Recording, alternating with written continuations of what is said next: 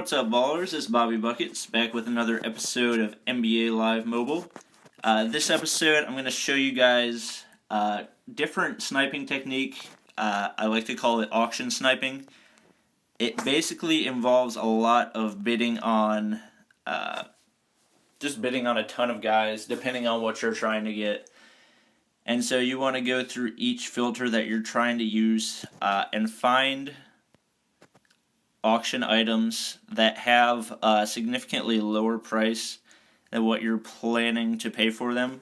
So for example, I'll look for in the range of $3,000 for the current bid, make it gold players, basically anybody that's 78 and over, because those guys will sell for at least $7,000. So you can see that guy's up. He's past, Tony Parker's past 3,900. So we're not going to bid on him anymore. We're trying to get some steals. You can see that one I bid on is at 3,000, and the Mike Dunleavy I bid on is only at 1,300. Probably not going to bid anymore on Ibaka since he's getting pretty high. But you want to try to find as many low-priced ones as you can. It gets a little bit easier once the auction house gets busier, but for right now the auction house isn't busy enough to where you can just constantly do this with the people that are there, because you're going to have to wait like a minute or two in order to get the people before you can actually try to snipe them. So what I do is just get a bunch of different people from a bunch of different filters, and then I can go look at my bids page and then try to snipe them. So we'll also look at, if you saw my video from yesterday trying to snipe Atlanta Hawks players for around 1,300 at least for the silver ones. So we'll search silver Atlanta Hawks for 13 and under. You can see I'm the highest bidder on all of those. Go ahead and bid on a couple more. Just so we can get the bids rolling in for my bids. So we'll go over to my bids. Somebody else got those because I wasn't paying attention, or I just didn't feel like paying that much for them. You can see this one's pretty low, especially for a 78. Especially, I know I can resell him for at least $7,000 because I sold a Mike Dunleavy Jr. earlier for $7,000, and that was in the morning when the auction's going really slow. So I can probably sell them for $7,500 or more. It looks like there are people bidding on him now, so there's less chance that I'm going to be able to get him, especially if people keep bumping up the price, because the timer gets more time on it every time somebody bids on it. Also, every once in a while, the auction house will just lag, and it won't show that somebody else has bid on it, and so you just miss it because of lag in the auction house. But you can usually get a decent amount.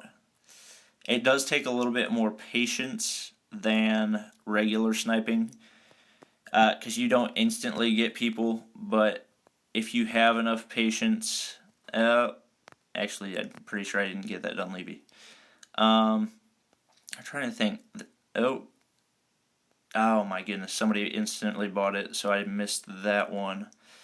Trying to look down here, I don't have any ending in the next minute, which isn't very helpful for the video.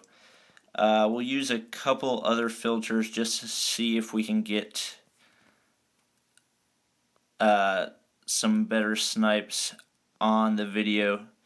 Oh, here's a good one. Evan Turner for only 3,000. We'll bid on him. Probably don't want to go above 3,200 for him because he'll probably sell between 5,500 and 6,000. I'll go for this Lou Williams.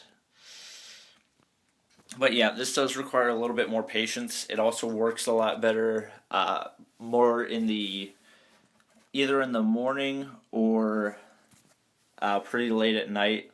Those are my favorite times to snipe because there's a lot less people on.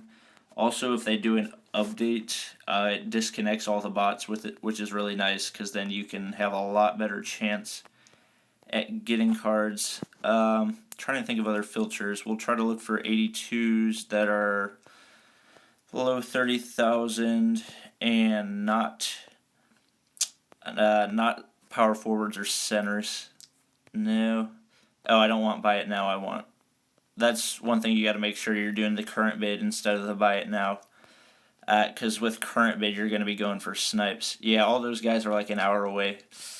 So they're not really worth it right now. We go back to my bids and check. Get bid back. And for this, it's important that you know the market prices, because if you don't, you might end up paying more than an item's worth for it. Kind of disappointed that I haven't gotten any of these yet, because before I made this video, I got a ton of cards, and now I'm not getting any. Let's see. We'll keep an eye on this Chauvin Mac. Looks like I'll probably get him because there was only one other bid before, and I think it was a good while back. Just keep an eye on it to make sure. Don't want to go over 1,300 because at that point it's not as profitable. But the Hawks strategy has been working well for me. I'm pretty sure I've only done it 3 times, and in those 3 times I've gotten a Kyle Korver and a Paul Millsap. So Korver sells for 40,000, Millsap sells for 30,000. So that's 70,000 right there, and I paid like just over 10,000 for all the cards that I put into them. So it's definitely worth it. There we go. It looks like we got that one. Okay. So that's one example. Like I said before, you just have to have a lot of patience for this one. And one thing that's kind of annoying is that it's going to send you a lot of notifications up in your message center if you're missing them. But if you look down there, it looks like I'm going to get those. It works really well for bronze items.